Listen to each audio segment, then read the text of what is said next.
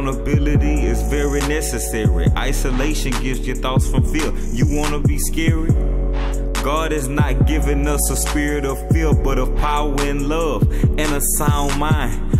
Are the thoughts you thinking of truth, or are they lying?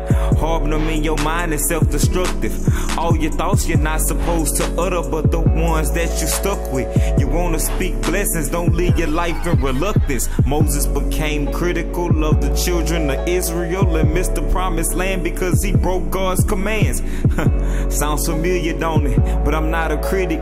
Don't become self-righteous because God gave you a visit. I wanna obtain mercy, so I show it. You say you love somebody, then show it. Don't let yourself get annoyed, and it's hard for you to learn when you in emotion. So at that time, listen to God and heed the notion to pray through. Pray through. I can't allow myself to become critical. I gotta pray through. Pray through. I can't allow myself to become critical. Gotta pray through. Pray through. I can't allow myself to become critical. Even when I don't know what to say, I still do. The Holy Ghost making a session for me to get me through.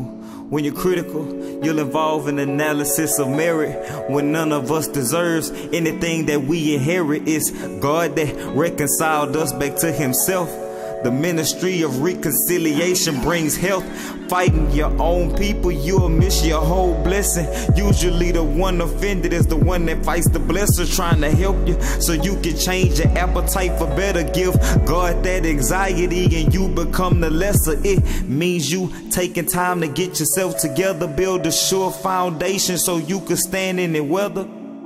This is something that I've been through. So if you're feeling critical, this is what you do.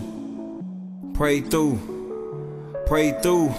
Don't allow yourself to become critical. You gotta pray through. Pray through.